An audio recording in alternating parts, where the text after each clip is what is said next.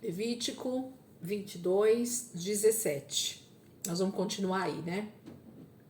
Mando aqui. Graça e paz, pastor Marcos.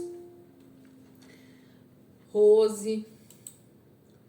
Soninha tá entrando, graças a Deus. Vamos que vamos. Então, Levítico 22, 17. Eu vou terminar o capítulo, então, tá? O capítulo 22, vamos terminar aqui com os sacrifícios inaceitáveis. Vamos ver o que Deus tem para nós aqui. Depois a gente vai pular, então, o 23, o 24, o 25 e nós vamos pro 26. Por quê? Provavelmente a gente vai terminar, então, o mês de novembro com o capítulo 26 e 27. E aí a gente vai entrar de férias. Eu vou dar esse período aí de dezembro para nós darmos uma descansada e todo mundo vai correr bastante. A gente já sabe disso, né? O mês de dezembro sempre é mais corrido para todo mundo. E a gente volta, então, na segunda semana de janeiro, dia 8 de janeiro, a gente retorna às aulas com o capítulo 23, 24 e 25 de Levítico, que vai falar sobre as festas. E aí eu quero montar um estudo mais aprofundado dessas festas de Israel, para a gente entender perfeitamente o que cada uma delas representa no reino, quais delas já se cumpriram, quais delas ainda vão se cumprir, por que Deus deu essas festas para Israel. Então a gente vai conseguir compreender isso perfeitamente em janeiro, se Deus quiser. A gente já entra com tudo aí nessas festas, tá bom? E aí nas festas a gente vai ter os paralelos. Nós vamos ler Levítico, Deuteronômio, e acho que um pouco de Números também, porque vai ter essas festas nos 3 livros. Então a gente vai fazer os paralelos em cada uma das festas, a gente já vai ver nos 3 livros aonde está escrito, como está escrito, e a gente já vai estudar os 3 livros ao mesmo tempo.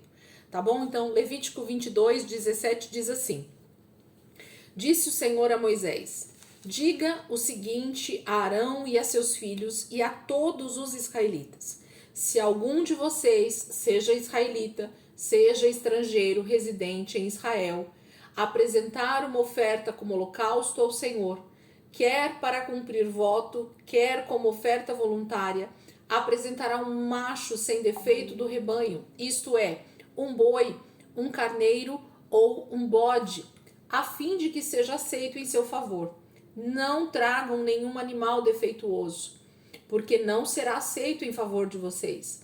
Quando alguém trouxer um animal de gado ou do rebanho de ovelhas, como oferta de comunhão para o Senhor em cumprimento de voto, ou como oferta voluntária, o animal para ser aceito não poderá ter defeito nem mácula. Não ofereçam ao Senhor animal cego, aleijado, mutilado, ulceroso, cheio de feridas purulentas ou com fluxo. Não coloquem nenhum desses animais sobre o altar como oferta ao Senhor, preparada no fogo. Todavia, poderão apresentar como oferta voluntária um boi ou um carneiro, ou um cabrito deformados ou atrofiados. Mas no caso do cumprimento de voto, não serão aceitos. Não poderão oferecer ao Senhor um animal cujos testículos estejam machucados, esmagados, despedaçados ou cortados. Não façam isso em sua própria terra. Nem aceitem animais como esses das mãos de um estrangeiro para oferecê-los como alimento do seu Deus. Não serão aceitos em favor de vocês, pois são deformados e apresentam defeitos. E disse ainda o Senhor a Moisés: quando nascer um bezerro, um cordeiro ou um cabrito, ficará 7 dias com sua mãe. Do 8º dia em diante será aceito como oferta ao Senhor, preparado no fogo. Não matem uma vaca ou uma ovelha ou uma cabra e sua cria no mesmo dia. Quando vocês oferecerem um sacrifício de gratidão ao Senhor, ofereçam-no de maneira que seja aceito em favor de vocês. Será comido naquele mesmo dia. Não deixem nada até a manhã seguinte.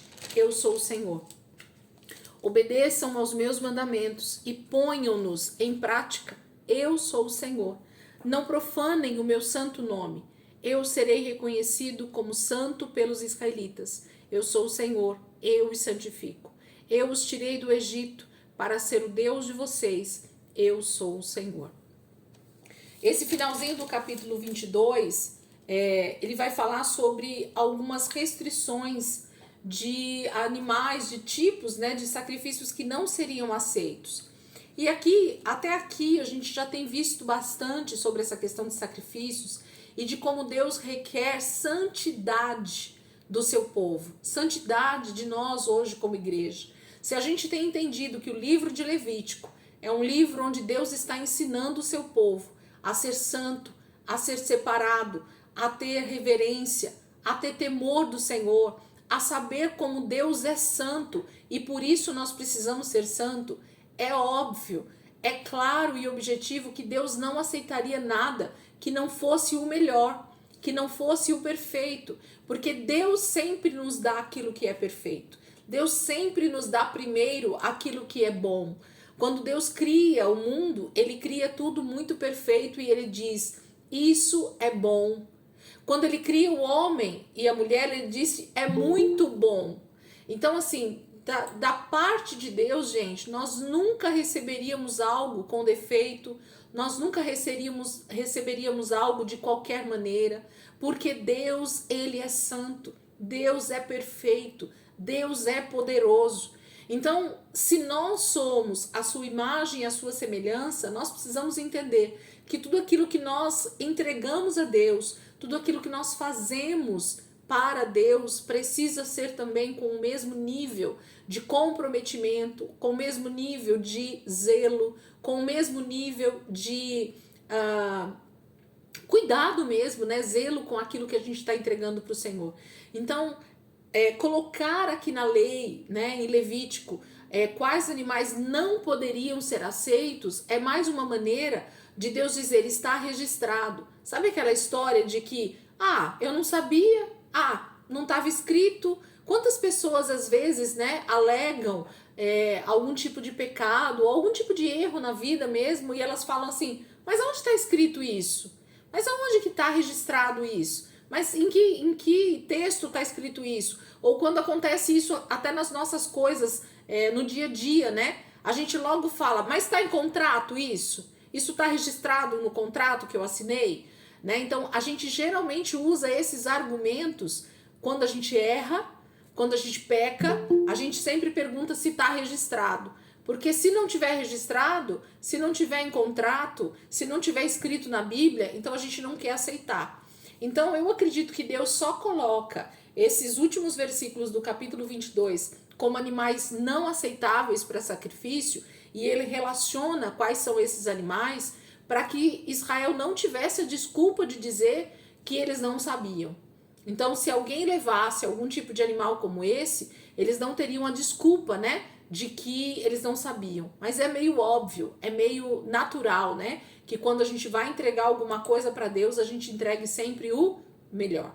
Então, essa é o desfecho, né, do capítulo 22, que vai falar sobre essa questão dos tipos de sacrifícios que não são aceitáveis. Eu não vou me ater a ler novamente com vocês, porque o próprio texto já foi falando, né, de quando for entregar um holocausto, que é o primeiro sacrifício lá do capítulo 1 de Levítico, eles deveriam ter esse zelo, porque era o animal, o principal sacrifício, na verdade, que deveria ser feito todos os dias. Depois ele vai falar sobre o sacrifício de comunhão. Gente, quando você está sendo grato a Deus, quando você ama o Senhor, que você quer dar uma oferta de gratidão, uma oferta de comunhão, de dizer o quanto você se alegra por estar em comunhão com Deus, se alegra pelos benefícios que Deus tem te dado. Você acha que nós teríamos coragem de levar qualquer tipo de oferta para Deus? Então, holocausto, era óbvio que eles não deveriam levar qualquer tipo de animal. É a representação do próprio Cristo. Se vocês não lembram dessa oferta, aproveitem aí as férias, deem uma olhadinha novamente nesses capítulos de Levítico, porque a gente precisa entender esses tipos de ofertas para compreender cada etapa que Israel vai começar a passar. Então, entender cada uma dos tipos de oferta faz com que a nossa leitura dentro do Velho Testamento e o entendimento de entrega para Deus começa a ser maior. Então, o holocausto já não poderia ser outra coisa a não ser o perfeito e o melhor, porque é a representação do próprio Cristo.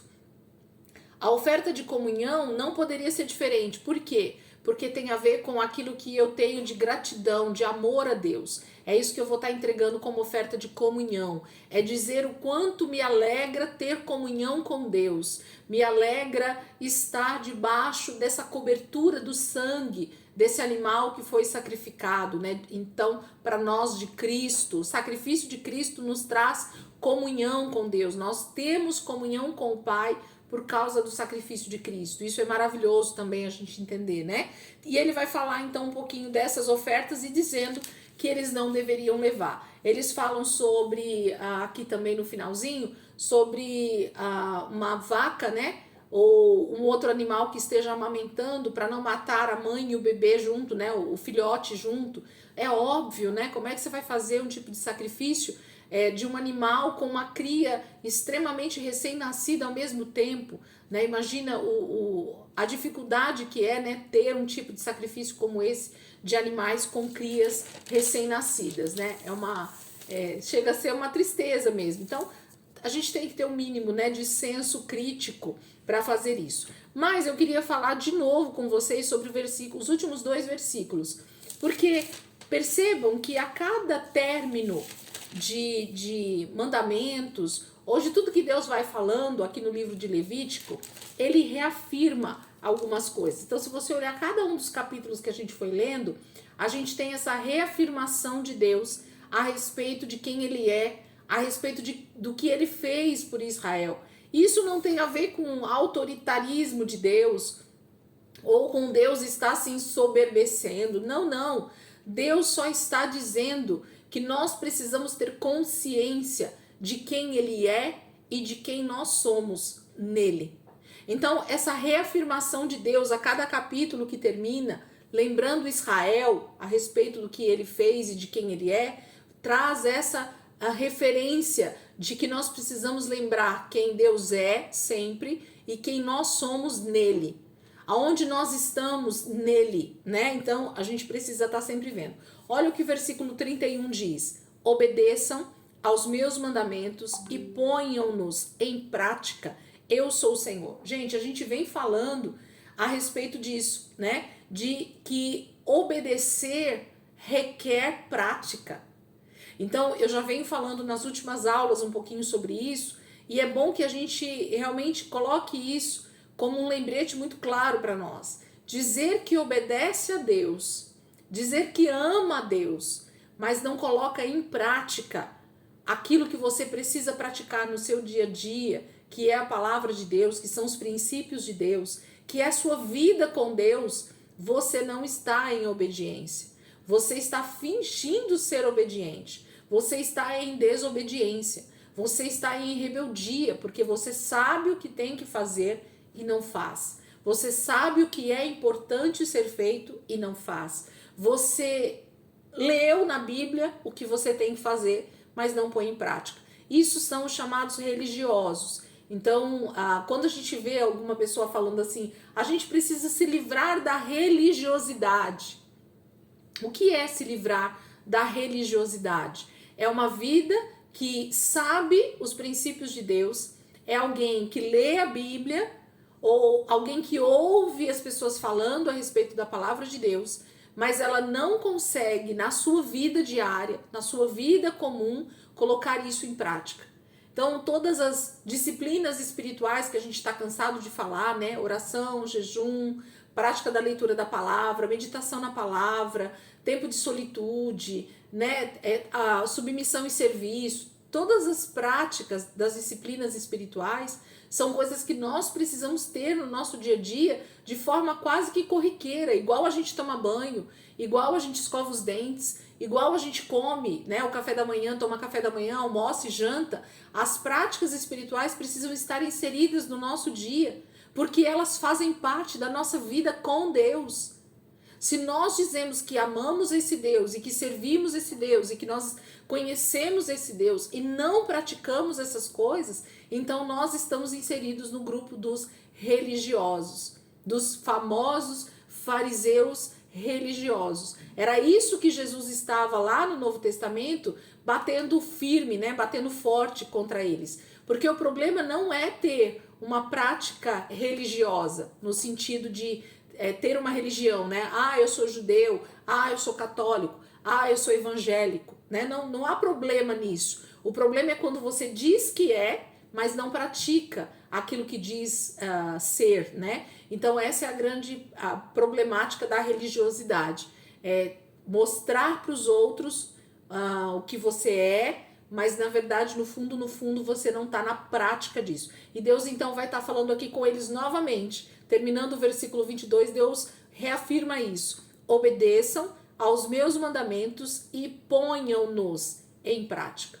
Então, obedecer tem a ver com aquele que lê, aquele que ouve, aquele que está ali pronto a aprender, mas o verdadeiro filho de Deus, o verdadeiro israelita, era aquele que colocava isso em prática. Isso era estar em obediência. Aí ele termina o versículo 32 e 33 dizendo assim: não profanem o meu santo nome. Eu serei reconhecido como santo pelos israelitas. Eu sou o Senhor, eu os santifico. Eu os tirei do Egito para ser o Deus de vocês. Eu sou o Senhor. Quando ele diz no início do versículo 32, não profanem o meu santo nome, Deus está dizendo assim: eu não sou qualquer pessoa. Eu não sou qualquer Deus com letra minúscula. Eu não sou o amiguinho de vocês. Eu sou Deus. Eu sou aquele que os tirou do Egito. Deus está dizendo assim: vocês eram escravos do pecado. Vocês eram escravos da vida de vocês aí que vocês levavam, né? Isso eu já estou trazendo para o nosso contexto. Nós éramos escravos do diabo, do pecado, e Cristo pagou o preço para que nós pudéssemos ter essa liberdade. O Cordeiro Pascal foi imolado, o Cordeiro de Deus foi imolado. Aqui Israel sabia muito bem que o Cordeiro da Páscoa era aquele que tinha trazido a libertação deles do Egito. E era a mão forte do Senhor que tinha feito eles saírem do Egito. Não era Moisés, não era o faraó que tinha libertado eles, mas era a mão poderosa do Senhor que tinha feito todos aqueles sinais ali dentro do Egito e que tinha então trazido libertação para eles. Então, relembrar isso e dizer: Senhor, eu sei de onde o Senhor me tirou. Eu sei quem eu era no mundo. Eu sei debaixo de que escravidão eu estava, dos vícios, da prostituição, de tantas coisas, né, que nos prendiam, que nós éramos escravos. Mas quando Cristo nos libertou, quando Cristo nos salvou, ele realmente trouxe a verdadeira liberdade para nós. Nós somos amados, nos sentimos amados por Deus por causa dessa libertação. Então ele está dizendo para não fazer do nome dele um nome comum. Deus não é comum, gente, né? A gente tem essa noção, graças a Deus por isso, mas Deus precisava o tempo todo estar dizendo para Israel isso, para eles não esquecerem. Deus não era um Deus do Egito. Deus não era qualquer Deus que eles tinham conhecido até aquele momento. Deus era Deus com letra maiúscula, o Criador dos céus e da terra, aquele que pelo poder da sua palavra criou todas as coisas. Então, profanar significa fazer aquilo comum. Então, Deus não é comum. Deus não é o nosso amiguinho. Deus não é um qualquer na nossa vida. Não, Deus é Deus. Então, não profanem o meu santo nome. Não façam do meu nome qualquer nome. Mas o meu nome é o Todo-Poderoso. Gente, Israel, judeus, né, tem tanto temor do nome de Deus que eles nem falam o nome de Deus como aquelas letras lá que eles falam, né? Eles têm tanto temor por causa desses mandamentos que Deus havia dado para Moisés, deles não profanarem o nome do Senhor, né? De não fazerem do nome de Deus algo comum, que eles chamam Deus de eterno, eles chamam Deus de Senhor, eles chamam Deus de Elohim, né? Eles chamam Deus de vários nomes que retratam a característica ou a identidade de Deus, mas eles não falam o nome de Deus, né? Que é as 4 letras lá que são impronunciáveis, por justamente eles terem temor. Então a gente precisava ter um pouquinho desse temor, né? Porque a gente fala o nome de Deus em qualquer situação, seja ela correta ou até incorreta, né? Às vezes você tá ali debaixo de uma situação até de pecado e você clama o nome de Deus, fala, né, o nome de Deus. Então isso é muito triste quando a gente perde esse temor a Deus. Então ele vai dizer que o nome dele não pode ser profanado, porque através dos israelitas ele seria conhecido das outras nações. Ó, eu serei reconhecido como santo pelos israelitas. Então quando nós fazemos o nome de Deus ser realmente reconhecido através das nossas atitudes, através da prática da palavra de Deus, o nome de Deus está sendo glorificado. Quando a gente fala glória a Deus, né? Isso se tornou tão comum no meio cristão, principalmente no meio evangélico, né? Que a gente nem sabe o significado disso. Quando a gente diz a minha vida é para glorificar a Deus, será que realmente a minha vida tem glorificado a Deus? Será que quando as pessoas olham para as palavras que eu digo, para as atitudes que eu tenho, para o comportamento que eu tenho no meu dia a dia, elas olham e dizem, realmente essa mulher, esse homem é um filho de Deus, porque ele tem as mesmas atitudes de Deus. Ele se comporta exatamente como Deus se comportaria na terra. Ele faz as mesmas práticas que Deus faz, que é justiça, que é paz, que são todos os frutos, né, do Espírito, ou o fruto do Espírito.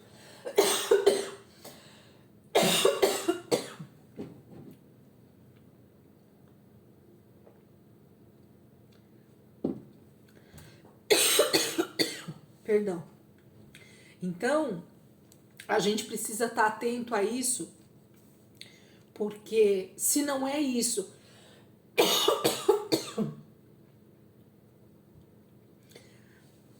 que tem acontecido na nossa vida, é muito perigoso que a gente esteja profanando o nome de Deus. E Israel tinha temor disso, porque ele sabia o quanto Deus era santo, o quanto realmente ter esse zelo, ter esse temor por Deus era importante.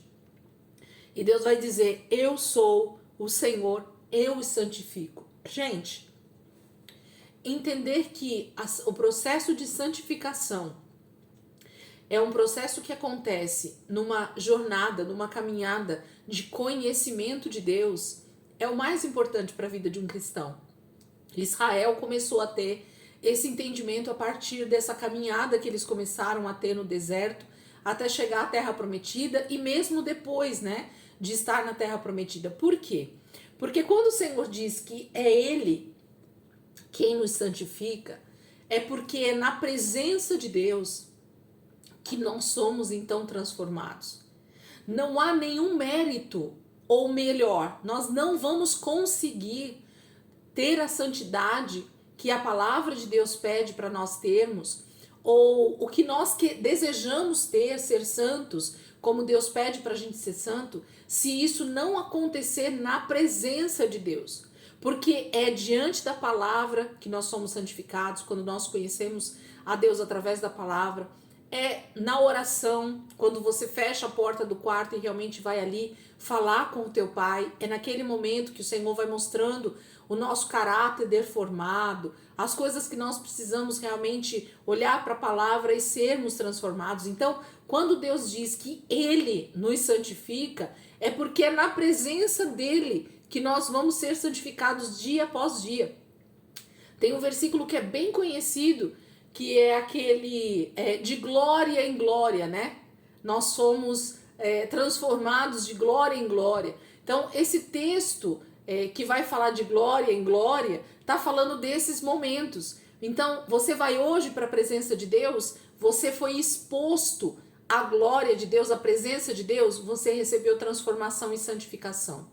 No dia seguinte, você foi de novo para a presença de Deus, você recebeu mais glória, você recebeu mais presença de Deus, você foi mais santificado. E por isso que o texto vai dizer que é de glória em glória.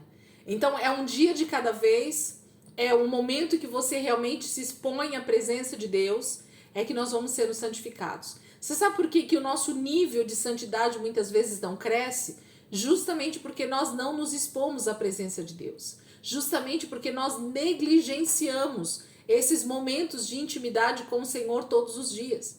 É justamente porque a gente se torna religioso e crente de culto. E no culto nós não vamos ser transformados de uma hora para outra. Porque os cultos eles são uma vez por semana, 2 vezes por semana, 1h30.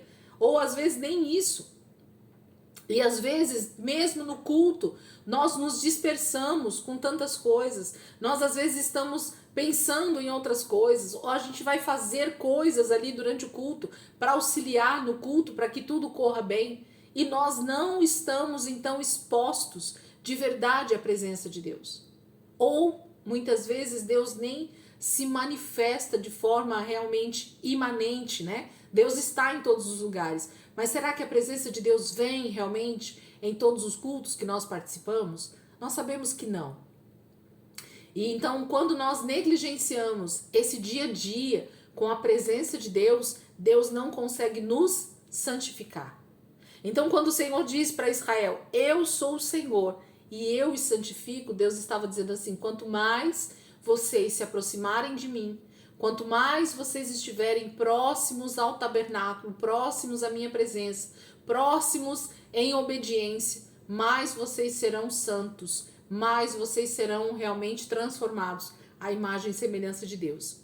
E ele termina, né? Eu os tirei do Egito para ser o Deus de vocês, eu sou o Senhor. Então, a reafirmação de Deus é, eu sou aquele que vocês precisam como Deus e como Senhor, para que vocês permaneçam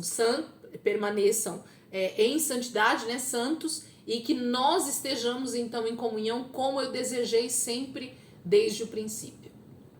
O pecado nos afasta de Deus, não é isso que a palavra de Deus diz? A única maneira de eu me afastar de Deus é estando em pecado.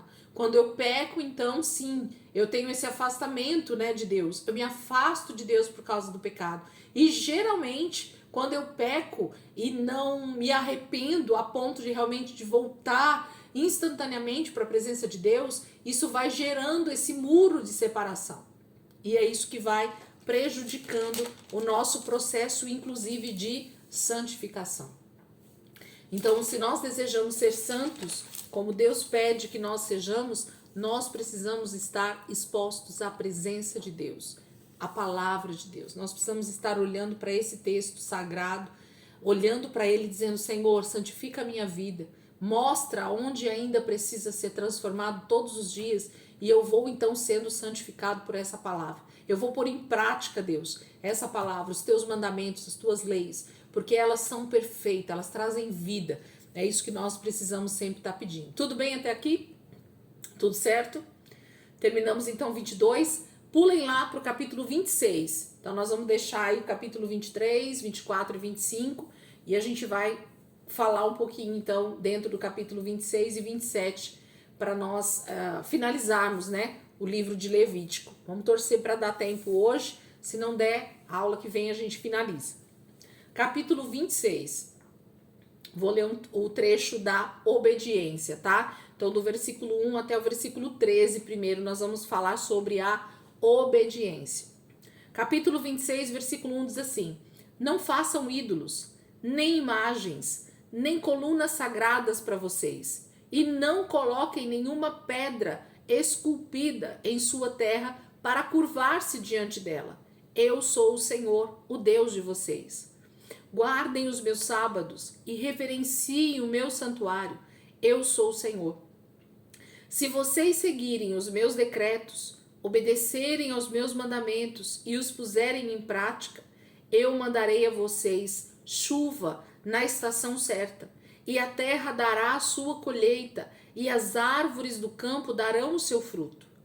A debulha prosseguirá até a colheita das uvas, e a colheita das uvas prosseguirá até a época da plantação. E vocês comerão até ficarem satisfeitos, e viverão em segurança em sua terra. Estabelecerei paz na terra, e vocês se deitarão, e ninguém os amedrontará. Farei desaparecer da terra os animais selvagens, e a espada não passará pela sua terra. Vocês perseguirão os seus inimigos, e estes cairão a espada diante de vocês.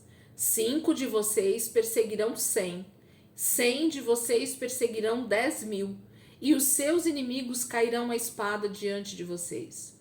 Eu me voltarei para vocês e os farei prolíferos, e os multiplicarei, e guardarei a minha aliança com vocês. Vocês ainda estarão comendo da colheita armazenada no ano anterior, quando terão que se livrar dela para dar espaço para a nova colheita. Estabelecerei a minha habitação entre vocês e não os rejeitarei. Andarei entre vocês e serei o seu Deus, e vocês serão o meu povo. Eu sou o Senhor, o Deus de vocês, que os tirou da terra do Egito, para que não mais fossem escravos deles. Quebrei as traves do jugo que os prendia e os fiz andar de cabeça erguida. Então aqui a gente tem muita coisa, né, gente? Não é pouca, é muita coisa. Os primeiros 13 versículos, então, do capítulo 26... Toma aqui, peraí. Deus vai falar sobre a obediência. E ele então coloca em 13 versículos o que ele vai fazer com o povo de Israel, com todo o seu povo, né? Com aqueles que obedecerem a sua palavra. Isso é o que Deus está declarando. E parece pouco, né? Entre aspas. Vocês vão entender por que eu tô falando que parece pouco. Porque são somente 13 versículos que vão falar sobre a bênção, sobre a recompensa de ser obediente. Qual é a recompensa de nós sermos obedientes à palavra? Deus conseguiu colocar isso em 13 versículos. Vamos ver então um pouquinho aqui o que Deus está falando? Ele começa o texto do capítulo 26 novamente dizendo a respeito de idolatria, de imagens de escultura, de não adorarem esses deuses feitos por mãos humanas e de guardarem, né, os sábados e reverenciar o santuário. Então Deus vai chamar a atenção novamente de Israel de que o princípio, a base para a recompensa da bênção é a obediência aos mandamentos. Então olhar para os mandamentos de Deus, que nada mais é do que as palavras, né? Lembra que eu não estou aqui com o caderno aberto, mas se vocês lembrarem, lembra que mandamento tem um significado, preceito tem outro significado, estatuto tem outro significado. A palavra mandamento é palavra de Deus. É como se Deus estivesse nos dando bons conselhos. Então todo mandamento de Deus é um bom conselho da parte de Deus. Então se nós fizermos tudo aquilo que Deus nos dá como bons conselhos, e quando eu falo conselhos aqui, parece uma palavra até boba, né, para mandamentos. Não, mas pensa num pai que nos ama de tal maneira que ele então nos dá palavras, conselhos na sua palavra, que se a gente seguir esses conselhos, nós seremos bem-sucedidos em tudo que fizermos. Então é isso que Deus está dizendo. Então quando ele começa, não façam ídolos. Gente, a base de obediência a Deus é não colocar nada acima de Deus. Então nada pode estar acima do teu amor a Deus. Nada pode estar acima da tua devoção a Deus. Nada pode ser mais importante do que o teu relacionamento com Deus. Percebe? Que Deus coloca isso como o principal, como o pontapé inicial de uma vida de obediência, porque quando alguma coisa ou alguém toma o lugar de Deus na nossa vida, aquilo já se tornou um ídolo. 2025 e início de 2026 vai ser o último período da minha faculdade de teologia, né? E eu desde o início, desde os primeiros dias já da faculdade, eu já sei que eu vou ter que fazer o abençoado TCC, que é o trabalho de conclusão de curso. E eu desde o início coloquei na minha cabeça que eu vou trabalhar em cima do tema idolatria. Então já tenho alguns livros que estão aqui já preparados para eu começar a estudar sobre esse assunto, porque é nisso que eu vou me debruçar para entender melhor. Porque, gente, toda a Bíblia, toda a Bíblia, de Gênesis a Apocalipse, nós vamos ver um Deus que está constantemente lutando com o mal, com o maligno, né, com o diabo, para que os seus filhos, para que a humanidade, para aquela criação que ele fez, a sua imagem e a sua semelhança, não tenham outros deuses diante dele.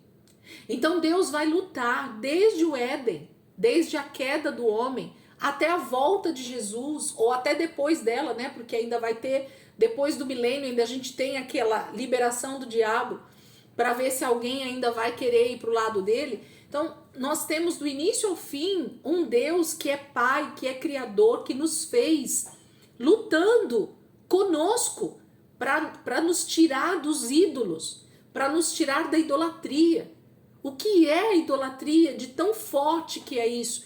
Então, tudo que eu coloco no meu coração, na minha rotina, no meu dia a dia, na minha vida como um todo, que toma o lugar de Deus, se a minha esposa, ela é mais importante do que Deus na minha vida, eu já criei um ídolo. E é verdade isso, gente, é uma realidade espiritual. Se o meu marido é mais importante do que Deus para mim, e quando a gente fala assim, aí você vai responder assim, se eu pergunto, né? Você vai falar, não, Elisângela, não é mais importante do que Deus. Será? Será que você dá mais tempo do seu dia para sua esposa, para o seu marido do que para Deus? No sentido de que é mais importante estar com essas pessoas do que ter o teu relacionamento com Deus? Opa, pode ser um ídolo. Sutil, mas pode ser um ídolo. Se a minha vida de trabalho, a minha vida de buscar, né, recursos para minha casa, tem tomado todo o meu tempo, e eu não posso então estar com o Senhor todos os dias, eu não tenho tempo para Deus, essa é a desculpa que eu dou, porque eu trabalho muito. Opa, nós temos outro ídolo que está tomando o lugar de Deus. Se a minha vaidade, se eu olho no espelho e cada dia busco mais recursos para ficar mais bonita ou mais bonito, e eu gasto todo o dinheiro que eu tenho com tratamentos, com estética, se eu não estou feliz com aquilo que eu sou, com aquilo que Deus me fez ser, opa, eu posso ter um ídolo aí, eu estou me idolatrando, achando que eu sou melhor do que aquilo que Deus fez na minha vida. Então, assim, percebem que Deus vai colocar aqui como recompensa da obediência, o primeiro mandamento de Deus é a questão da idolatria. Não façam ídolos. Aí ele coloca uma vírgula e ele diz assim, nem imagens. Então a idolatria, gente, não está baseada em imagens. Não tenham isso na mente de vocês. Porque a idolatria, ela tem a ver com tudo. Tudo aquilo que toma o lugar de Deus.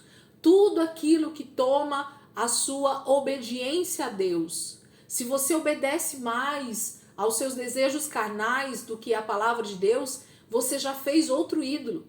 A tua carne tem tomado conta de você. Então percebe que a idolatria, ela é muito mais ampla do que a gente imagina. Ela é muito mais abrangente do que a gente imagina. Então Deus começa esse capítulo 26 falando sobre não façam ídolos, nem imagens, nem colunas sagradas para vocês. As colunas sagradas são postes mesmo, né? São altares que você cria para colocar os ídolos em cima. Ou nessas próprias colunas, a pessoa também fazia, né, as esculturas e ali ficava aquele ídolo pronto naquela coluna, né? Então fala de lugar onde faz sacrifícios também. Então tudo isso tem a ver com essas colunas sagradas, né? É pegar realmente, levantar algo e aquilo ser um lugar de adoração. Não coloquem nenhuma pedra esculpida em sua terra para curvar-se diante dela, né? Então tá falando de realmente criar imagens para onde você olha e aquilo se torna uma referência para você. Então, por exemplo, quantas milhões de pessoas sobem o Corcovado para ir até o Cristo Redentor, gente, no Rio de Janeiro. Aquilo é uma pedra esculpida e que gera adoração e que gera reverência das pessoas. Qualquer coisa que é levantado e que se torna aquilo um motivo de olhares, de reverência, que não seja a própria presença de Deus, já se tornou um ídolo para a humanidade. Isso é muito triste, porque a gente vê isso em cada esquina, né? A gente vê monumentos levantados em cada lugar, nas cidades, nos países, né? Que se tornam verdadeiras referências, né? De idolatria e de adoração. Ele diz, por que vocês não vão fazer isso? Eu sou o Senhor, o Deus de vocês. Deus não criou uma imagem dele, gente, porque na verdade nós somos a imagem de Deus. Então Deus como Deus, ele não tem uma imagem física, mas Deus como homem, ele tem uma imagem física, é Jesus. E Jesus, ele é a imagem real de quem é Deus. Então entender a Trindade, entender quem é Deus na sua plenitude como Trindade, é o mais importante para nós, porque nós vamos entender que Deus está querendo que através do outro ser humano nós o vejamos. Se nós não tivéssemos espelho em casa, se nós não tivéssemos um lugar para ter esse reflexo da nossa imagem, gente, nós não conseguiríamos nos ver. Percebem isso? Já pararam para pensar sobre isso? O ser humano, se ele não tivesse um espelho, se ele não tivesse um lugar onde ele pudesse refletir a sua imagem, ele não conseguiria ver a sua imagem. Como que o homem ia ver como é o homem? Através do outro. Então nós só íamos saber como era um ser humano através de olharmos para o próximo. Então o que Deus está sempre dizendo para nós é, você quer me ver? Olhe para o teu irmão. Você quer ver Deus? Olhe para o teu próximo. Ele é a imagem do próprio Deus aqui na terra. Então nós deveríamos ser realmente essa imagem que reflete a glória de Deus. Isso é muito profundo. Quando a gente começa a entender um pouquinho sobre isso, a gente começa a entender como é o tratamento de Deus para conosco e de nós para com o próximo. Por isso que o mandamento vai ser, né? Ama o Senhor teu Deus de todo o teu coração, de todas as tuas forças, de todo o teu entendimento e ao teu próximo como a ti mesmo. Então tudo aquilo, a gente leu muito isso aqui no livro de Levítico, tudo aquilo que eu não quero para mim, eu não posso fazer com o meu próximo. Isso é a base da lei de Deus, dos princípios de Deus, gente. Ou entendemos isso e praticamos, ou então nós não estamos alinhados com a palavra de Deus, nós não estamos alinhados com aquilo que Deus realmente espera de nós como seus filhos. Ele vai pedir no versículo 2 para guardar o sábado, né? É um dia do descanso, é entender que Deus trabalhou 6 dias e descansou no 7º, nós já falamos bastante sobre isso, e a gente vai falar sobre a festa, sobre o entendimento do sábado nas festas, então segura aí que a gente vai falar mais sobre isso. E reverencie o meu santuário. Gente, quem tá aqui comigo que fez Êxodo, sabe que nós já compreendemos que o tabernáculo nada mais é do que uma tipologia do nosso corpo humano. Então a gente já entendeu que o átrio é a nossa parte externa, a parte que a gente vê, que todo mundo pode tocar, que a gente abraça, né, que a gente toca, que a gente está vendo com os nossos olhos. Isso é o átrio, isso é o nosso corpo. O que é o lugar santo? A nossa alma, os nossos sentimentos, tá? Uma parte que vai para dentro de um lugar mais escuro, onde não tem janelas, onde não tem outro lugar para se entrar, senão a porta principal, né? Então a gente já entendeu que o lugar santo é a nossa alma. E o Santo dos Santos, que era onde ficava a Arca de Deus, a gente sabe que é o nosso espírito, é onde a presença de Deus também está. Porque o Espírito de Deus, então, está dentro de nós e ele habita em nós e ele se comunica com o nosso espírito. Então é no Santo dos Santos que a presença de Deus habita. É no nosso espírito que a presença do Espírito Santo também fala e habita. Então, quando Deus fala para reverenciar o meu santuário, Deus está dizendo: cuide do seu corpo. Israel, cuide do meu santuário, reverencie o meu santuário, porque ele é a representação da vida de vocês, de como eu vou resgatar vocês, de como eu vou sarar vocês de dentro para fora. Então, quanto mais Israel se aproximava de Deus, quanto mais Israel se achegava a Deus em obediência, mais eles iam sendo santificados e mais então o próprio corpo deles também estava sendo santificado para serem salvos. Então, é o processo de santificação acontecendo. Reverencie o meu santuário. Reverencie o corpo de vocês. Vocês precisam estar na volta de Jesus irrepreensíveis. Corpo, alma e espírito. A gente leu esse versículo recentemente aqui na aula. Eu coloquei esse versículo para vocês verem. Nós precisamos estar irrepreensíveis. Corpo, alma e espírito. Precisamos cuidar de tudo. Então nós cuidamos da nossa saúde, do nosso corpo, cuidamos dos nossos sentimentos, das nossas emoções, tratando elas pela palavra. E nós então temos essa comunhão com o Espírito Santo no nosso espírito, porque é ali que Deus vai falando conosco e trazendo essa transformação. Versículo 3. Se vocês seguirem os meus decretos, obedecerem os meus mandamentos e os puserem em prática, tá vendo de novo, gente? Seguir, obedecer e colocar em prática. Então, é estar atento mesmo, né? É ler, é meditar, é se instruir da palavra, né? Conhecer a palavra, conhecer os mandamentos. E então, a partir do momento que Deus vai falando comigo, vai me ensinando, eu vou pondo isso em prática no meu dia a dia, no meu cotidiano. É aí que a recompensa vai começar a vir. Versículo 4. Eu mandarei a vocês chuva na estação certa, e a terra dará a sua colheita, e as árvores do campo darão o seu fruto. Gente, isso aqui dá um estudo para 6 meses. Por quê? Porque Deus está falando que a partir do momento que eu tenho Ele como Deus, que Ele é o Senhor da minha vida, que eu não tenho ídolo nenhum na minha vida, que eu não tenho nada que esteja no lugar de Deus, que eu entendo o descanso que é o sábado, que eu reverencio o meu corpo, cuido bem do meu corpo, né, do santuário de Deus, onde Deus habita, automaticamente eu estou seguindo então os mandamentos. Vai seguindo o raciocínio dos versículos aí que vocês vão vendo. Eu vou seguindo então os decretos, os mandamentos, vou colocando eles em prática.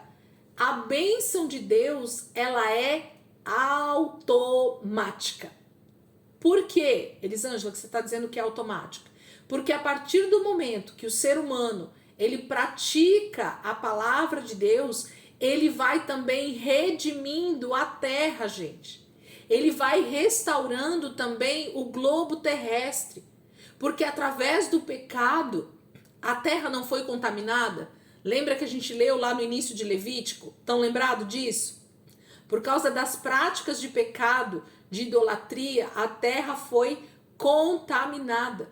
Então, por que que as árvores não dão o fruto certo? Por que que no verão chove, no verão faz inverno e no inverno faz verão? Porque a terra está descontrolada.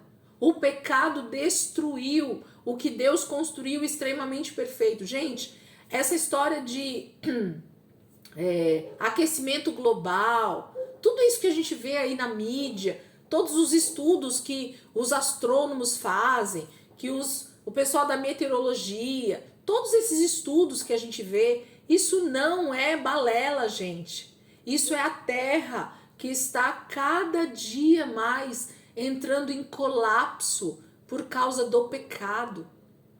O pecado tá tão aflorado, de tal maneira, nós estamos vivendo um tempo muito pior do que Sodoma e Gomorra na terra. Então a terra está sofrendo. Quantas pessoas são assassinadas todos os dias? e o sangue está sendo derramado na terra. Quantas pessoas idolatrando todo tipo de coisa e Deus então sendo colocado como qualquer Deus. Quantas pessoas tendo todo tipo de prostituição, de pecados diversos, todos os pecados que a gente vê na Bíblia, que Deus é contra. Pensa nisso, multiplicado em bilhões de pessoas na Terra hoje, cometendo pecado. Então, se o pecado lá de Israel, de Canaã, já tinha deformado a terra de Canaã, já tinha poluído a terra de Canaã, e eles iam precisar santificar essa terra a partir de agora, você imagina hoje, no século 21, depois de quase 5.000 anos da existência da terra já, né? Nós estamos no ano 5.785. Imagina como a terra está poluída, contaminada pelo pecado. Então, a bênção de Deus, a colheita não acontece como deveria. As nossas vidas estão totalmente atrapalhadas financeiramente, atrapalhadas de viver uma vida maluca no nosso dia a dia, buscando recursos de todas as maneiras, porque a bênção de Deus não está estabelecida sobre nós. Porque a bênção de Deus, a recompensa da obediência, ela é automática. Estão entendendo o que eu estou falando? O que eu estou querendo dizer para vocês? Nós não precisaríamos correr atrás da bênção. As coisas aconteceriam naturalmente, porque Deus fez tudo perfeito para funcionar perfeitamente. Então nós teríamos todo tipo de colheita no tempo certo, todo tipo de fruta no tempo certo, todo tipo de mantimento no tempo certo, todo tipo de temperatura. O sol não seria tão escaldante, a neve não seria tão forte em épocas do ano em alguns lugares que chegam a matar pessoas por causa de tanto frio. Percebe que está tudo descontrolado? Isso era para estar num nível de perfeição. Então tudo ia ser no seu devido tempo, na sua devida estação. É isso que Deus está falando. Eu mandarei a vocês chuva na estação certa. Então tem o tempo certo para chover e molhar a terra. E tem o tempo certo também de não chover para que as coisas venham a nascer e eles possam colher. Percebe? Deus está falando de uma terra andando cronologicamente de forma perfeita, sem a contaminação e a deturpação do pecado. É disso que Deus está falando. Eu mandarei a vocês chuvas na estação certa e a terra dará a sua colheita. Não precisa ficar pondo adubo, não. A terra ela já é adubada perfeitamente pelo próprio Deus. E as árvores do campo darão o seu fruto. Então nós vamos colher, vai ter a árvore lá e a árvore vai dar frutos. E nós vamos ter o alimento para o ano todo. A palavra vai dizer, não vou ultrapassar aqui, mas ele está falando sobre isso, né? Versículo 5. A debulha prosseguirá até a colheita das uvas. Cada estação, gente, cada época do ano, cada estação mesmo tem um tipo de produção agrícola diferente. Então o milho é numa época que ele é produzido, a uva é no outro tempo que ele é produzido, o trigo é num outro tempo. Então para cada estação do ano existe um tipo de mantimento que é plantado e colhido. Isso foi o próprio Deus quem deixou. O jardim era para ser cultivado e guardado por causa disso, porque tudo teria que ser produzido no tempo certo, no tempo oportuno. Então Deus não fez nenhum tipo de planta ou de árvore ou de fruta que tivesse que nascer numa estação inapropriada. Não, tudo tem um porquê. Então quando você vai pesquisar, não vou falar sobre isso porque eu não entendo nada sobre isso, mas se você for pesquisar com qualquer pessoa que trabalha no campo, até o bisavô, o nosso avô lá que trabalhou no campo, você vai ouvir dele contar de como tem que trabalhar a terra numa época, plantar em outra, para colher em outra. E ele fala por quê. Olha, nessa época eu trabalho a terra, porque a terra precisa ser trabalhada nessa época, porque nessa época é mais chuvoso, aí molha a terra, aí, sabe assim, tudo tem um porquê. Gente, a natureza, tudo que Deus criou é extremamente perfeito. Nós é que atrapalhamos tudo com o pecado. Versículo 5, né? Vou terminar aqui. A debulha prosseguirá até a colheita das uvas, e a colheita das uvas prosseguirá até a época da plantação. E vocês comerão até ficarem satisfeitos e viverão em segurança em sua terra. Deus está falando sobre satisfação. Deus está falando sobre provisão. Deus está falando sobre segurança. Não haveria necessidade do ser humano se preocupar com o dia de amanhã, porque Deus traria o sustento necessário para toda a humanidade, todo o tempo, todos os dias. Por isso que a palavra vai dizer: basta cada dia o seu mal. Porque na verdade hoje, por conta do pecado e dessa destruição que a terra vem sofrendo já há 5.000 anos, 5.000 e poucos anos, infelizmente nós ficamos remendando as coisas para tudo dar certo. Então por isso que a gente tem tanto problema com o colapso mesmo da natureza. Choveu demais, não conseguiu colher o arroz. Aí o arroz sobe um absurdo, a gente sofre para comprar o bendito do arroz. Não choveu nada, então a gente não tem a colheita dos grãos. E aí ninguém tem milho, ninguém tem o trigo, ninguém tem o feijão, sabe? Então percebe como as coisas elas se atrapalham naturalmente e tudo tem a ver com consequência do pecado, a falta da obediência. Vou fechar e vamos abrir, senão vai fechar na nossa cara, gente. Volta rapidinho aí, tá?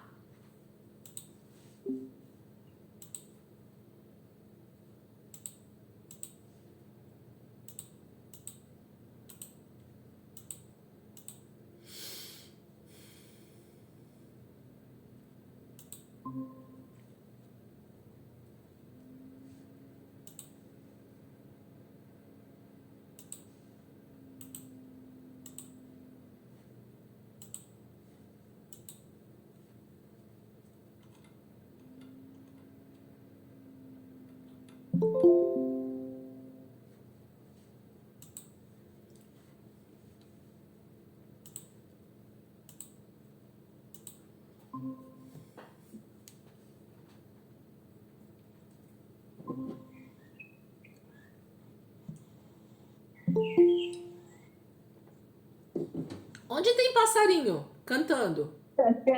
É aqui em casa do meu irmão. Acredito, que chique! Olha, tá cantando! Que Ai, bonitinho! pastora. Aqui em casa parece uma floresta. Que delícia! Contemplação é fácil pra você contemplar, então, né? O problema é que os bichinhos tá tudo preso, judiação. Eu falo pra ele direto, eu vou soltar tudinho. Ele fala, você não tá doida? Que da hora, que da hora. Vamos lá, gente. 7 pessoas. Cadê? Faltam 3. Vamos seguir aqui na leitura e o pessoal vai chegando. Versículo 6. Estabelecerei paz na terra, e vocês se deitarão, e ninguém os amedrontará. Farei desaparecer da terra os animais selvagens, e a espada não passará pela sua terra. Gente, pense uma promessa dessa sendo dada para Israel. Fala a verdade para mim.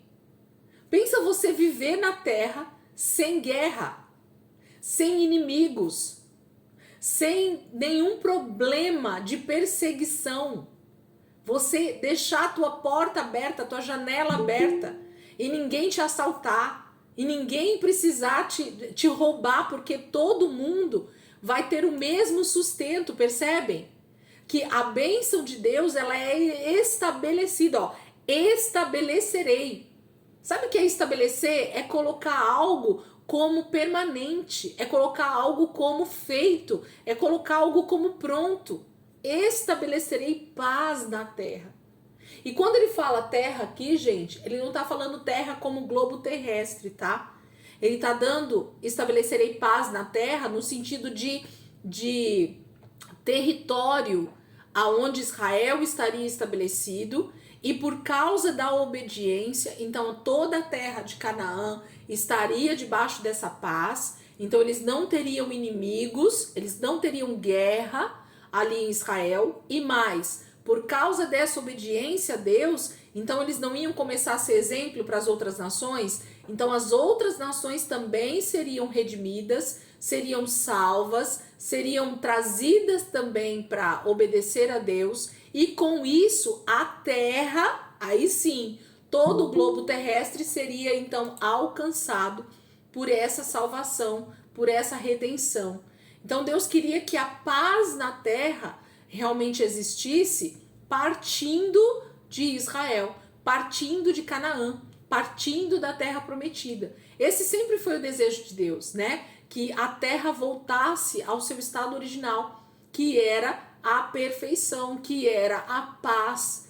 Gente, irmão contra irmão, a humanidade briga entre si. Nós somos todos filhos de Deus. Olha a contradição disso. A gente rouba o nosso próprio irmão quando a gente rouba qualquer coisa. Quando a gente é uma pessoa má, né, nas nossas atitudes. Quando você faz qualquer coisa de mal para alguém, você está fazendo contra o teu próprio irmão. Isso é muito profundo. Por isso que Deus consegue resumir a recompensa da obediência em 13 versículos. Estabelecerei paz, né? 7. Vocês perseguirão os seus inimigos e estes cairão a espada diante de vocês. Então, mesmo diante de uma possível paz, vocês concordam que eles estariam em paz? Por isso que eu falei que Deus está falando de uma paz na terra prometida primeiro. E aí, conforme os inimigos de outras nações ou de outros povos viessem tentar tirar a paz deles, do povo de Israel, aí sim eles lutariam e eles então acabariam com esses inimigos, matariam eles à espada. Por quê? Porque eles estariam, de alguma maneira, acabando com os inimigos de Deus, com aquelas pessoas que não quisessem obedecer a Deus. Porque só faz guerra quem realmente não quer a paz de Deus. Só faz algo contra o seu próximo quem realmente não quer obedecer a Deus.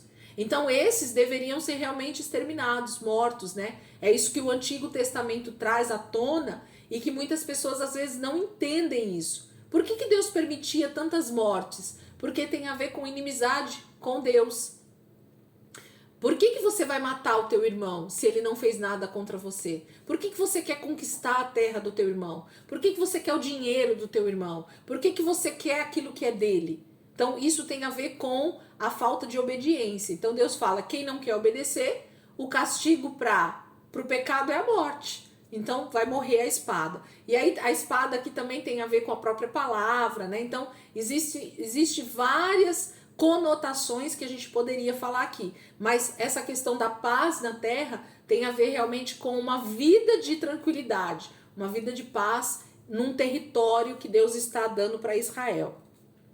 Versículo 8, olha como seria tremendo lutar, porque era o próprio Deus que lutaria por eles, né? 5 de vocês perseguirão 100, 100 de vocês perseguirão 10.000, e os seus inimigos cairão à espada diante de vocês. Gente, quem luta as guerras é o Senhor.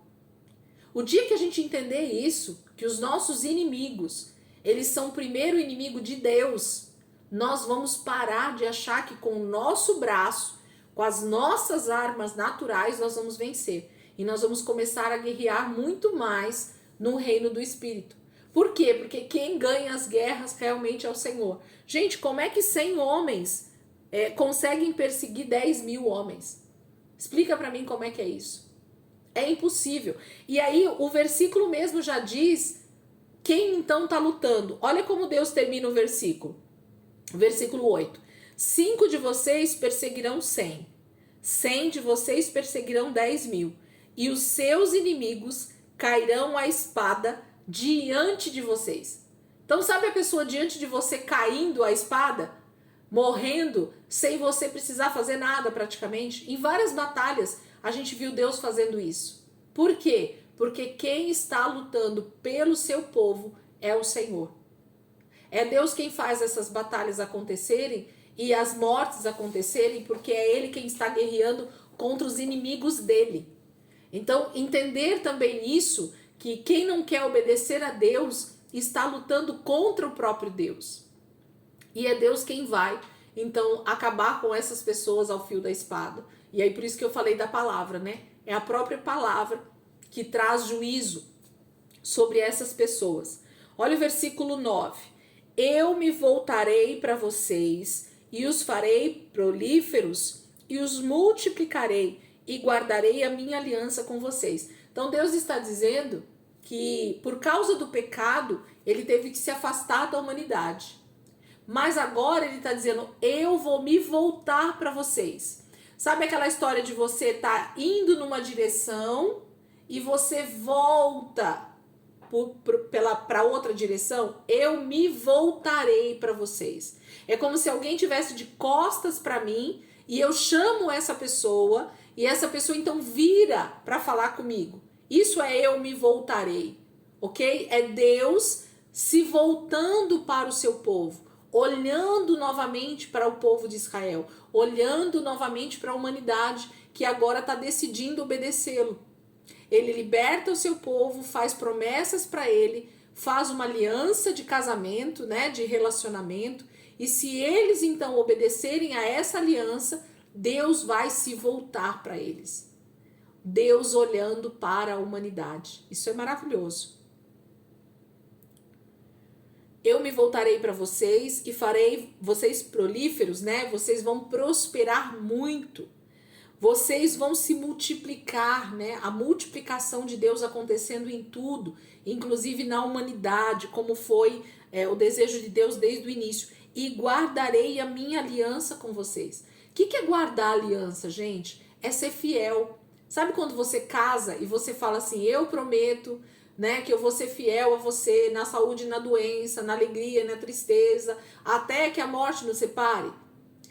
Quando o marido e a mulher vão lembrando dessa aliança, eles vão então guardando essa aliança. Peraí que eu leio, Dai, segura aí. Então, Deus vai guardá-los, vai guardar a aliança, lembrar sempre dessa aliança, né? Porque ele vai ser fiel na parte dele. Gente, Deus jamais vai deixar de ser fiel com aquilo que ele promete para o seu povo, com aquilo que ele promete na sua palavra. Então, tudo que Deus falou na sua palavra, tanto de bênção quanto de maldição, vai acontecer.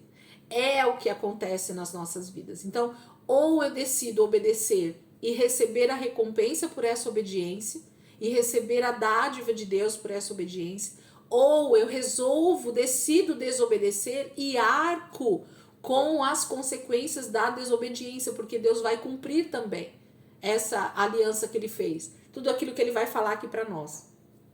O que você falou aí, Dai? Deixa eu ver aqui que a Dai escreveu.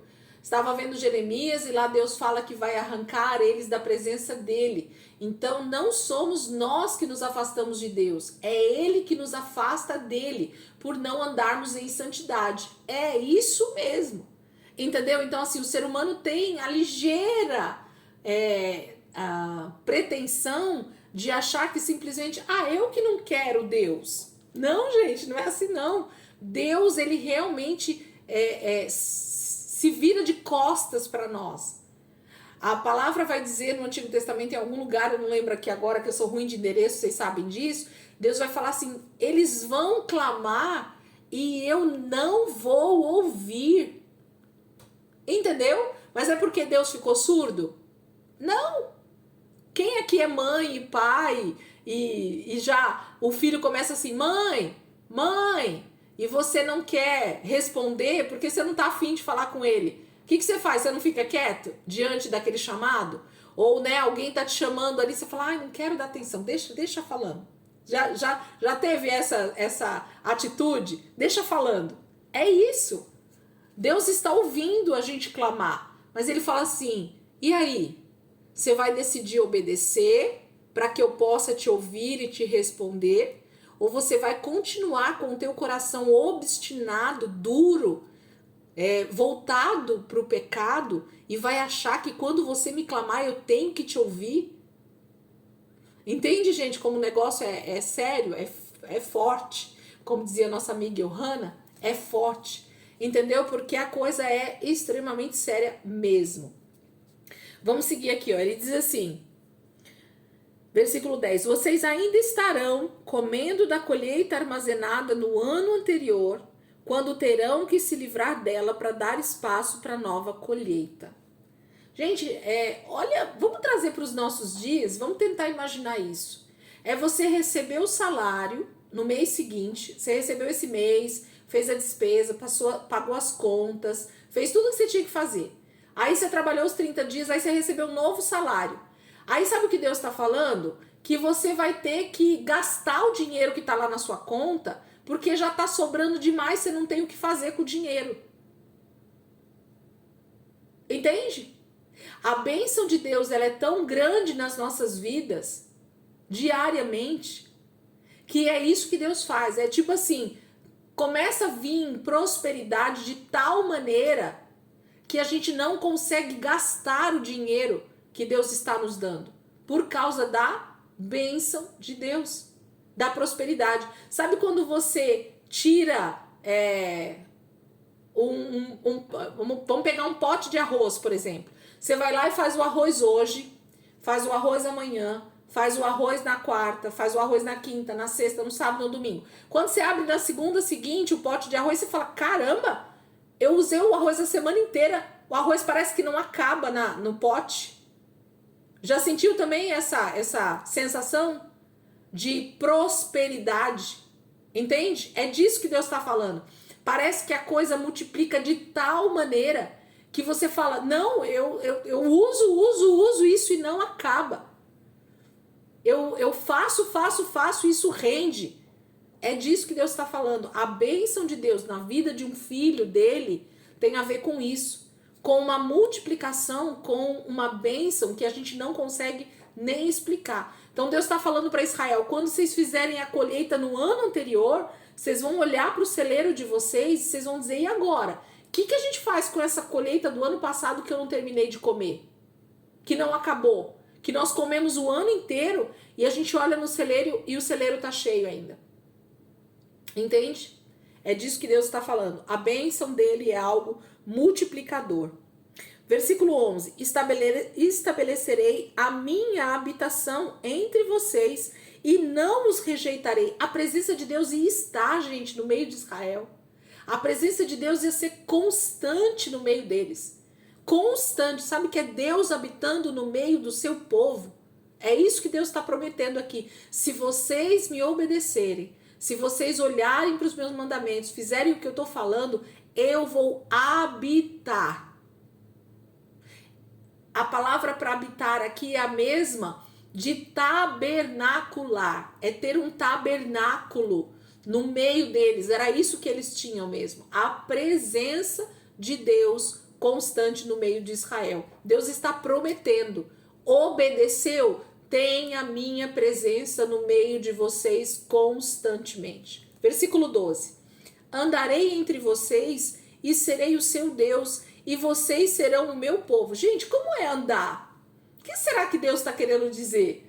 Será que Deus está sendo alegórico aqui? Será que ele está dizendo andar, mas não é no sentido de andar, Elisângela, é no sentido só de estar. Não, gente, Deus está falando que assim como no Éden, ele andava ali na viração do dia, estava com Adão e Eva, falando com eles, tendo relacionamento com eles diário. Se Israel obedecesse a sua palavra, fosse santo, se santificasse, buscasse realmente essa santidade, Deus andaria no meio deles. A presença de Deus seria totalmente real, palpável, ok? No meio de Israel, por causa do nível de santidade. Gente, aonde há santidade, a presença de Deus, ela está. É algo palpável. É que a gente não experimenta isso por causa do nível de pecado na terra. A gente acha que isso é alegórico. A gente acha que Deus está falando de maneira, né? É só para dizer que estaria com o seu povo. Não, não. Ele ia andar como no Éden. Como ele vinha todos os dias na viração do dia, ter comunhão com Adão e Eva. Eu sou o Senhor, o Deus de vocês, que os tirou da terra do Egito, para que não mais fossem escravos deles. Quebrei as traves do jugo que os prendia e os fiz andar de cabeça erguida. Gente, um jugo foi quebrado na libertação de Israel no Egito. Percebem? Que jugo eles andavam antes da libertação? O jugo do pecado, o jugo de Faraó. Eles tinham um jugo sobre eles, que eles eram obrigados a andar segundo aquele boi, né, que estava na canga junto com eles. Quem era que estava do lado de Israel, ombro a ombro, levando eles a caminhar? Provavelmente o maligno, né? O pecado fazia deles esse escravo e eles eram obrigados a andar sobre essa canga, sobre esse jugo. Olha o termo jugo sendo usado aqui em Levítico, mostrando que a partir do momento que Israel foi liberto do Egito, ele tem esse jugo quebrado, despedaçado. Nós tivemos um culto recentemente, né? Sobre a unção que quebra, despedaça o jugo. Então, esse jugo, gente, já foi quebrado no momento em que nós aceitamos Cristo como Senhor e Salvador das nossas vidas. Quando Israel foi liberto do Egito, esse jugo foi quebrado. Deus agora coloca o seu jugo sobre Israel. Jesus diz que ele coloca o seu jugo sobre nós. E se nós então quisermos andar com esse jugo de Cristo sobre nós, com o jugo de Deus sobre nós, nós precisamos andar em obediência à sua palavra. Porque se nós voltarmos a pecar, se nós voltarmos à desobediência, às práticas antigas, nós vamos voltar a estar andando com o jugo, com a canga do pecado, de Satanás. E não mais com a canga de Jesus, e não mais com o jugo de Jesus. Então, uma vez esse jugo quebrado, nós precisamos permanecer debaixo dessa obediência, porque senão a gente volta a carregar um jugo desigual, um jugo que vai trazer opressão nas nossas vidas, vai ser bem pesado. É isso que o jugo do pecado faz. E aí ele fala que eles começam a andar de cabeça erguida. Gente, imagina o quão pesado era a canga, o jugo do Egito sobre Israel. O quanto o pecado traz realmente esse peso sobre as nossas vidas. Essa que é a palavra que Deus está dando aqui. O jugo do pecado vai fazer com que a gente se torne pessoas de cabeça baixa.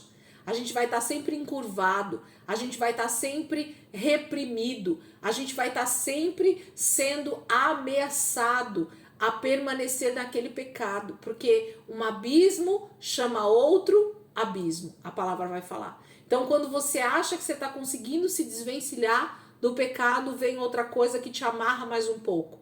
E aquele peso vai só aumentando sobre as nossas vidas. Então, nós precisamos estar atentos ao que o Senhor está falando aqui para Israel, mas nós sabemos muito bem que o Senhor está falando conosco também.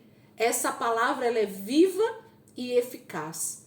Ela é para hoje, ela foi para ontem, ela é para hoje e ela vai ser eternamente. O mesmo pensamento de Deus no Éden continua sendo o pensamento hoje. A mesma palavra que Deus estava dando para Adão e Eva de obediência no Éden, ele está dando para Israel aqui em Levítico e ele continua dando essa mesma palavra para nós hoje, da mesma maneira. Então nós precisamos entrar nesse nível de obediência. Percebem que tudo que nós precisamos, agora eu vou resumir aqui, né, o capítulo, então, esse início do capítulo 26. Tudo que nós precisamos para viver uma vida de abundância, uma vida de bênção, uma vida de tranquilidade, uma vida de real segurança, Deus consegue resumir isso para nós em 14 versículos dizendo: se vocês me obedecerem, se vocês olharem para os meus mandamentos, se vocês não criarem ídolos para vocês, vocês terão tudo que vocês precisam para ter uma vida de abundância, uma vida de segurança, uma vida de provisão, uma vida de proteção. Então, a bênção de Deus, ela engloba, ela põe em nós tudo que nós precisamos. E Deus, ele vai ser bem tranquilo aqui nesses 14 versículos, porque quando eu tenho a bênção de Deus, eu vou ter tudo aquilo que eu preciso para viver uma vida de bênção. Nós vamos ver que o contrário disso, e a gente vai ver semana que vem isso, aqui no capítulo 26, terminando aí agora o castigo da desobediência, e a gente vai conseguir, em nome de Jesus, terminar esse capítulo e o 27, semana que vem. Vocês vão ver por que então nós temos tantos versículos a respeito da desobediência totalmente contrário à obediência. Porque quando a desobediência entra, as consequências na nossa vida, na terra, na vida do nosso próximo, na vida da nossa família, ela se estende, ela cria uma ramificação muito maior. Então, a gente vai ver isso semana que vem. A aula já está terminando, eu não vou esticar. Falta 3 minutos, eu vou terminar aqui para a gente terminar no horário. E semana que vem, então, a gente vai entrar a partir do versículo 14 com o castigo da desobediência, com a consequência, né, da desobediência. Então, a gente já percebeu que tudo que a gente precisa, quando a gente obedece a Deus, já está inserido no pacote. Então, obediência é a base, é o fundamento para uma vida de recompensa diante de Deus. Quando eu falo de recompensa, fala de uma aliança que Deus tem conosco. Tudo aquilo que Ele promete, Ele vai cumprir à risca, porque Ele prometeu, Ele é Deus. Então, Ele vai cumprir tudo aquilo que Ele falou. Amém, queridos? Se alguém tiver alguma dúvida lá depois, quiser colocar, pode colocar lá para mim, se eu falei algo que trouxe alguma dúvida aí para vocês, mas eu acredito que a gente conseguiu explicar direitinho nessa questão das bênçãos, de tudo que está inserido aqui, em nome de Jesus. Amém? Vamos orar? Alguém